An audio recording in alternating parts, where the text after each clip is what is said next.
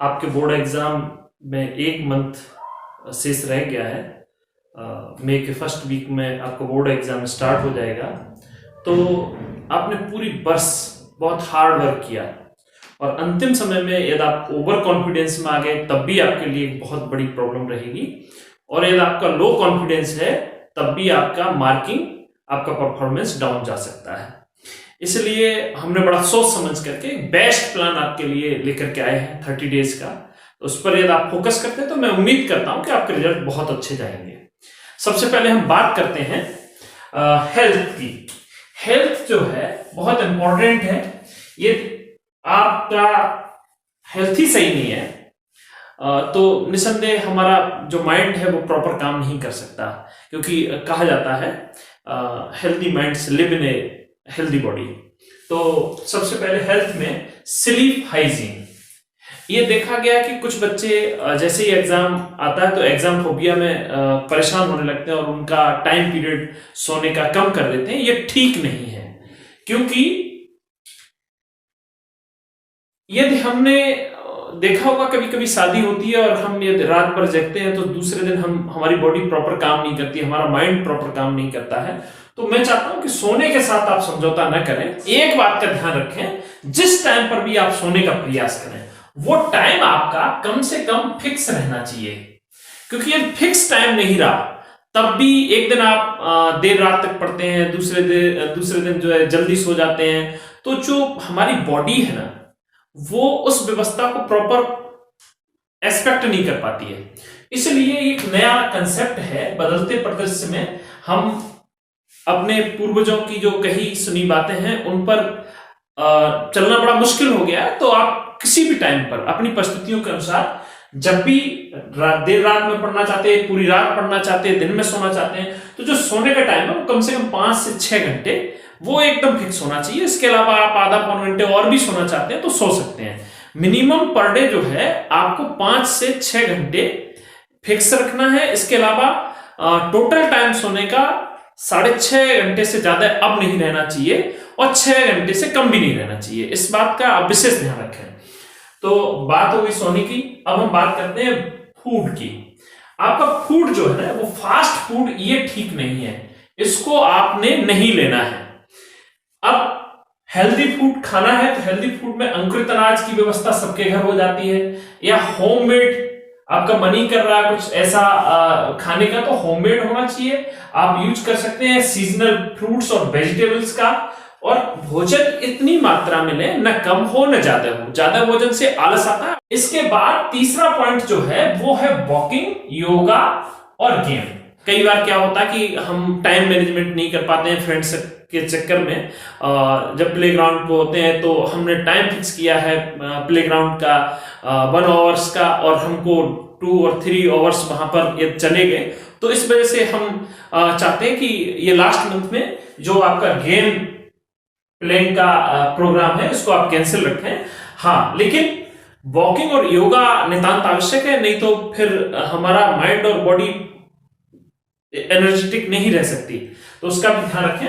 और एक बात और, पानी जो है ना वो हमारी सुंदरता को भी इंक्रीजमेंट करता है और हमारा जो पाचन भी सही रखता है, और हमारी याददाश्त पर भी उसका कहीं ना कहीं सीधा असर पड़ता है। तो मैं चाहता हूं पानी जो है प्रॉपर पीते रहें। इसके बाद अब बात करनी है second point, study and planning. तो स्टडी और प्लानिंग में सबसे पहले तो टाइम मैनेजमेंट, उसके बाद सब्जेक्ट के बारे में बात करेंगे। तो जो टाइम मैनेजमेंट है वो इस समय हमको कम से कम 13 और 14 आवर्स पर जो है जाकर के काम करना पड़ेगा, क्योंकि यदि हम अपने सब्जेक्ट्स इंटर में है तो 5 सब्जेक्ट और हाई स्कूल में है तो 6 सब्जेक्ट रहते ही है स्टूडेंट के पास। तो आप देखिएगा कि अब हमारे पास 30 डेज है, तो 30 डेज में एक सब्जेक्ट के लिए 5 डेज मिलते हैं, और 5 डेज में हमारे कितने चैप्टर होते हैं। आप कम से कम नहीं तो 4-5 टॉपिक्स को जब तक एक दिन में प्रॉपर तैयार नहीं करेंगे तो फिर आपका टाइम डिस्टर्ब हो जाएगा। तो मैक्सिमम टाइम, इससे ज्यादा आप नहीं निकाल सकते हैं, और 14 आवर्स आप निकाल सकते हैं, और निकालना भी चाहिए। तो ये टाइम मैनेजमेंट, इसको कैसे जो है हम साइंटिफिकली एक स्मार्ट स्टडी के रूप में कैसे पढ़ें, हम अब उस पर बात करना चाहते हैं। देखिए, चाहे आप एवरेज स्टूडेंट हो, चाहे आप ब्रिलियंट स्टूडेंट हो, किसी भी कैटेगरी में आप आते हैं, रिवीजन जो है वो बहुत इंपॉर्टेंट इशू है। यदि आप जो भी आपने अब तक तैयार किया है उसका यदि आप रिवीजन नहीं करेंगे तो तय मानिए आपका परफॉर्मेंस अच्छा नहीं जाएगा। तो हमें अब न्यू लर्निंग की बजाय रिवीजन पे ज्यादा फोकस करना है। न्यू लर्निंग केवल मैं मान के चलता हूं कि जो हमारे ब्रिलियंट स्टूडेंट हैं, अच्छे स्टूडेंट हैं, वो तो थोड़ा सा कर सकते हैं, और एवरेज स्टूडेंट तो रिवीजन पे काम करें। और रिवीजन में भी एक बात मैं जरूर कहना चाहूंगा, आप लास्ट 10 ईयर के क्वेश्चन पेपर्स उठा करके देखें तो आप पाएंगे कि 30% सिलेबस में से 70% क्वेश्चन आते हैं, और 70% शेष जो सिलेबस रह जाता है उसमें से 30% क्वेश्चन आते हैं। तो आपने यदि एवरेज स्टूडेंट हैं तो इस 30% वाले पर आपको ज्यादा फोकस करना चाहिए, और यदि आप अच्छे स्टूडेंट हैं तो 95% से ज्यादा मार्क्स आपको लाने हैं, तो आपको पूरे सिलेबस पर फोकस करना ही पड़ेगा। और मुझे उम्मीद है कि अच्छे बच्चे शुरू से लेकर के प्रॉपर वर्क करते हैं, तो उन्हें तो सब तैयार होता है। बस अब मैं चाहता हूं कि वो जो है ऐसे टॉपिक्स पर अपना फोकस करें न्यू लर्निंग में, बहुत थोड़ा, जिस पर उन्हें लगता है कि यहां पर थोड़ा सा मेरा इशू है, नहीं तो उन्हें भी रिवीजन पर बार बार फोकस करना ही पड़ेगा। अच्छा, रिवीजन कैसे करें, इसके लिए मैं आपको सबसे बेस्ट प्लान दे रहा हूं। रिवीजन आप एक दिन में 2 सब्जेक्ट रख सकते हैं, और रखने चाहिए। एक दिन में एक सब्जेक्ट भी ठीक नहीं है, और एक दिन में 2 से ज्यादा रखना भी ठीक नहीं है। तो कैसे रखेंगे?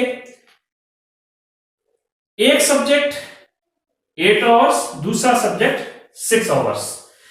8 आवर्स हार्ड सब्जेक्ट को आप दे सकते हैं, और 6 आवर्स जो है वो इजी सब्जेक्ट को दे सकते हैं।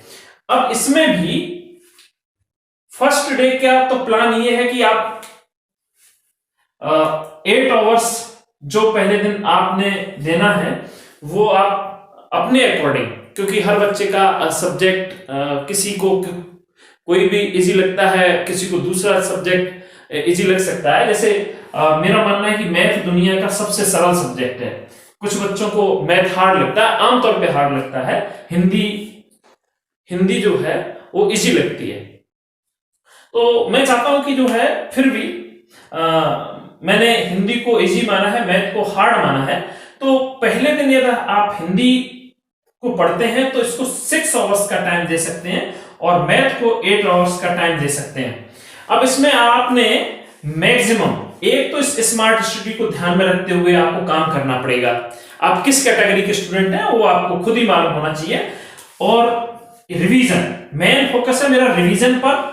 नया सीखना है तो सिर्फ ब्रिलियंट स्टूडेंट, कोई ऐसा पार्ट रह गया है जहां पर उसे प्रॉब्लम हो रही है, प्री बोर्ड एग्जाम आपका हुआ, उसके बाद टीचर्स ने आपसे बात की होगी और आपको लगता है तो उस पर काम करना तो आप करिएगा। केवल ब्रिलियंट स्टूडेंट की मैं बात करना चाहूंगा। शेष सेकंड डे में आप साइंस और ड्राइंग ले सकते हैं, थर्ड डे में एसएसटी और इंग्लिश ले सकते हैं। अब ये फिर रोटेट करेगा। फोर्थ डे में आप फिर आकर के हिंदी और मैथ। तो हिंदी और मैथ जब आप तैयार करें तो मेरा मानना है कि आप 1 आवर्स का समय, तो जो एक दिन पहले यानी फर्स्ट डे जो आपने रिवाइज किया था उसको एक बार और रिवाइज कर लीजिएगा। कोई नया आपने टॉपिक तैयार किया था तो उसके लिए रिवीजन नितांत आवश्यक है। रिवीजन एक अलग से वीडियो फिर बाद में बना देते हैं। तो इसके बाद 7 आवर्स जो है वो हमें मैथ का जो अगले 3 और 4 चैप्टर उन पे काम करना है। इसके बाद फिर जो है इसी तरह से हिंदी में 1 आवर्स तो जो एक दिन पहले पढ़ा था फर्स्ट डे में पढ़ा था उसको रिवाइज करना। 5 आवर्स जो है वो न्यू रिवीजन को हिंदी में देने हैं। इसी तरह से सेकंड डे में साइंस को 8 आवर्स का टाइम दे सकते हैं और ड्राइंग को आप कम भी टाइम दे सकते हैं। साइंस का कंसेप्ट थोड़ा सा हार्ड होता है तो इसमें आप ड्राइंग यदि आपकी ठीक है तो इसका समय निकाल करके साइंस को दिया जा सकता है, ये आपके ऊपर डिपेंड करता है। उसके बाद फिर जो है वही प्रोसेस होगा कि ये 5 ये सेकंड डे था तो ये जो है फिर आकर के 5th डे में इसका फ्रीक्वेंसी आएगी। तो 5th डे में जब आप जाकर के इसको तैयार करें तो फिर वही कि 1 आवर्स जो है पिछला जो सेकंड डे में आपने तैयार किया था उसको रिवाइज करना है। कोई नया कंसेप्ट था तो उसका तो रिवीजन नितांत आवश्यक है। उसके बाद 7 आवर्स नए टॉपिक्स पर हमको रिवाइज करना है या थोड़ा बहुत लर्न भी कर सकते हैं। इसी तरह से ये 3rd और 6th डे का प्रोसेस इसमें हो जाएगा। तो कुल मिलाकर के आपके रिवीजन आपका 6 डेज में 2 टाइम्स हो रहा है। तो मैं मान के चलता हूं कि पूरा सिलेबस आप इस तरह से डिवाइड करें, अपने चैप्टर वाइज डिवाइड कर लें।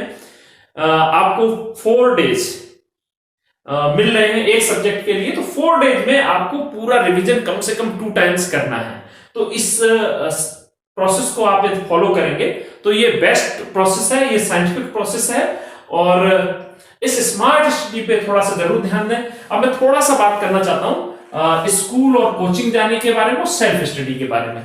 तो जो अच्छे स्टूडेंट हैं उनका चूंकि स्कूल में इस समय या कोचिंग आप जहां पर जो भी किया है वो सिलेबस फिनिश हो चुका होगा, वहां पर क्या है कि आपको सेल्फ स्टडी पर ज्यादा फोकस करना चाहिए।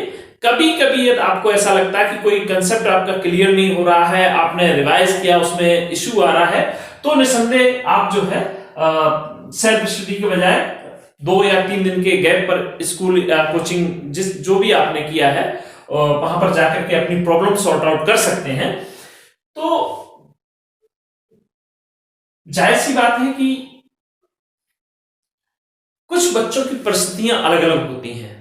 जो दिन का टाइम होता है उसमें से बहुत सारे बच्चों के घर पर खास तौर पे ग्रामीण अंचल में व्यवस्थाएं नहीं होती हैं, वहां डिस्टरबेंस बहुत होता है। तो ऐसे स्टूडेंट यदि स्कूल का एटमॉस्फेयर एनवायरनमेंट ठीक है तो मेरा व्यक्तिगत आप मानना है कि उन स्टूडेंट को तो स्कूल में जरूर जाना चाहिए। वहां कम से कम वो उस सब्जेक्ट को तैयार कर सकते हैं, पूरा टाइम अपना वहां जाकर के मेहनत कर सकते हैं। तो ये डिपेंड करता है। वैसे मैं सजेस्ट करूंगा कि आप सेल्फ स्टडी पर अच्छे स्टूडेंट है तो ज्यादा ध्यान दें और एवरेज स्टूडेंट है तब भी सेल्फ स्टडी पे ध्यान दें। लेकिन आप अपनी व्यक्तिगत परिस्थितियों के अनुसार स्कूल में जा सकते हैं, समय दे सकते हैं, लेकिन आपको ये विशेष ध्यान रखना है यदि आप घर पर रहते हैं तो 14 आवर्स का टाइम आपको देना ही देना चाहिए। और यदि आप स्कूल या कोचिंग जाते हैं तो स्कूल टाइम के अतिरिक्त आपको शेष टाइम जो है वो सेल्फ स्टडी में देना चाहिए। तो अब ये तो बात हो गई सेल्फ स्टडी की। अब मैं बात करता हूं एडिक्शन। ये लास्ट टाइम है। यदि आपने इस समय को मतलब प्राथमिकता पर बोर्ड एग्जाम को नहीं रखा तो मैं गारंटी देता हूं कि आपके लिए बहुत बाद में आपके रिजल्ट्स जब आएंगे तो आपको दिक्कत होगी। आपको ये कभी कभी क्या होता है कि बहुत सारी गवर्नमेंट की पॉलिसीज ऐसी रहती हैं, जब बोर्ड एग्जाम के मार्क्स जोड़ करके गवर्नमेंट जॉब में आपको बेनिफिट मिलता है, या कई बार कॉल लेटर कम मार्क्स की वजह से नहीं आता है, कई बार आप की पुअर स्थिति है तो गवर्नमेंट इंटर के बाद बहुत बड़ी बड़ी स्कॉलरशिप्स देती है, वो स्कॉलरशिप से आप वंचित हो जाते हैं। तो मेरा मानना है कि आप इस 1 महीने के लिए 100% कंसंट्रेट होकर के और बोर्ड एग्जाम को दें। अपने गार्जियंस को भी ये बात बताएं कि हमारा ये टाइम आपने किल किया तो हमारे बोर्ड एग्जाम की परफॉर्मेंस डाउन जा सकती है और इसका आपके फ्यूचर पर बहुत असर देखने को मिलता है। एक एक मार्क्स आपके लिए बहुत इंपॉर्टेंट है। मार्क्स भले ही आपके जो भी आए, लेकिन आपके मन में ये बात बाद में नहीं आनी चाहिए, काश में 1 नंबर मेरा। अभी आपने देखा होगा गवर्नमेंट जॉब में बहुत सारी टीचर्स के लिए वैकेंसी आई थी, तो उनमें से 1 नंबर की वजह से हजारों लड़कों का सिलेक्शन नहीं हो पाया। मैं व्यक्तिगत एक अपने फ्रेंड की बात करना चाहता हूं, वो इस समय प्रेजेंट में जज है, और उसका जज बनने से पहले उसने जो है प्री और मेंस एग्जाम निकाला, इंटरव्यू दिया, और उसका फाइनल सिलेक्शन मात्र, मैंने उसकी मार्कशीट देखी, उसने मुझे बताया 1 नंबर की वजह से उसका रुक गया। कई बार तो बच्चे फ्रस्ट्रेट हो जाते हैं, उन्हें लगता है कि अरे 1 नंबर अब क्या होगा, कैसे होगा, तो हो सकता है आजीवन वो दोबारा से उन्हें अपॉर्चुनिटी नहीं मिलती है। जब उसने दोबारा से निकाल लिया, तब भी आप देखिए प्रमोशन में अंतर पड़ेगा। 1 वर्ष की जो सैलरी मिलती वो कम से कम मिनिमम जो भी रहती हो 10-12 लाख रुपए तो आसपास रहती। तो 1 नंबर की वजह से आप समझिए कितना प्रभाव पड़ता है जिंदगी में। वो आज आपके लिए इंपॉर्टेंट नहीं है, या आज भी इंपॉर्टेंट हो सकता है, कल और भी ज्यादा इंपॉर्टेंट हो सकता है। तो 1-1 नंबर के लिए हमें काम करना पड़ेगा। हम ओवर कॉन्फिडेंस में ना आए, ना ही हम लो कॉन्फिडेंस में जाएं। तो सबसे पहले हमारे जो एडिक्शन है, हमें बहुत सारे लत लगी हुई है सोशल मीडिया पर, आईपीएल देखने की, आजकल पॉलिटिक्स का बहुत ज्यादा चल रहा है, तो उसमें तो इन सब चीजों से आपने दूर रहना है। आपको किसी भी कीमत पर वो सभी चीजें जिनसे आपका टाइम किल हो रहा है, उनसे अपने आप को दूरी बना करके रखना पड़ेगा। और यदि आपने ऐसा नहीं किया तो आप देख लीजिए, यही 1 महीने आपके लिए आगे चल करके आपको बहुत बड़ा नुकसान कर सकता है। तो ध्यान रखें, इन सभी बैरियर्स पर आपने अपने आप को दूर करना है। Mobile, TV, IPL, social media, out games, politics, इन सब से अपने आप को दूर रखना है। अच्छा, इन सब के बावजूद भी हमारा मन कभी कभी नहीं मानता है, तो मन को ये मैसेज देना पड़ता है लगातार कि बेटा इस समय ये 30 डेज तो तुझे हार्ड वर्क करना ही है एग्जाम तक, इसके बाद जो है फिर तेरे पास समय ही समय है। तो ये जो एक्स्ट्रा तूने मेहनत की है, इसको जाकर के जब एग्जाम के बाद हम 20 डेज 1 मंथ जी भर के एंजॉय करेंगे। आपके मन में जो भी है, सोशल मीडिया पर जाने का, टीवी देखने का, क्रिकेट खेलने का, जो भी करना है खूब जम के करेंगे। तो इस मन को जो है, इसके चंचलपन को रोकना पड़ता है, इसको बोलना पड़ता है, कि इसको समझाना पड़ता है। ये सबके साथ प्रॉब्लम्स रहती है, तो लास्ट टाइम है आप इसको समझाइएगा, इसको इसके लाभ और हानि बताइए, जो कि अभी मैंने बताए थे 1-1 नंबर की क्या क्या इंपॉर्टेंस होती है। कुछ पाने के लिए कुछ त्यागना पड़ता है, ये सच है, ये 100% सच है। और हमेशा पॉजिटिव एटीट्यूड रखें, टेंशन में न रहें। कई बार ऐसा होता है कि हमारे साथी मित्र ने तो सब कुछ तैयार, हमें तो अब लास्ट मंथ रह गया, अब क्या करें, बच्चे हतोत्साहित हो जाते हैं। तो हतोत्साहित होने की जरूरत नहीं है, मैं आपको गारंटी देता हूं, क्योंकि आप टेंशन में आकर के और भी ज्यादा आपके साथ बुरा हो जाएगा, फायदा कुछ नहीं मिलने वाला। तो अपने आप को संतुलित होकर के अपने स्वास्थ्य पर ध्यान रखें, ओवर ईटिंग नहीं करनी है, आलतू फालतू का नहीं खाना है। मेरे कहने का मतलब है फास्ट फूड नहीं लेना है, और पौष्टिक भोजन लेना है। पौष्टिक भोजन के बाद थोड़ा योगा व्यायाम करना है, आउट गेम छोड़ देने हैं। इस तरह से आप अपने शरीर को फिट रखें, स्वस्थ रखें, और पूरे मन से आपको 14 आवर्स निकालने हैं और स्मार्ट स्टडी करनी है, जो कि मैंने एक प्लान दिया है। इससे एक बार मैं जूम करके आपको बोर्ड पर ये सब चीजें और क्लियर कर दे रहा हूं। तो इन सब पर ध्यान रखेंगे, तो मैं उम्मीद करता हूं कि आपके रिजल्ट्स जो है वो बहुत अच्छे आएंगे। और यदि इस 1 मंथ में आपने अपने आप को डिस्टर्ब किया, आप ओवर कॉन्फिडेंस में चले गए, तब भी आपका 100% नुकसान होना है। और आप टेंशन में आ गए, लो कॉन्फिडेंस आपका रहा, तब भी नुकसान होगा। आप बिल्कुल कूल माइंड होकर के अपना 100% दीजिए। लास्ट टाइम में आपने 100% दिया, मैं गारंटी देता हूं कि आपके रिजल्ट्स बहुत अच्छे आएंगे। तो अंत वाला सब वाला best of luck, thank you very much.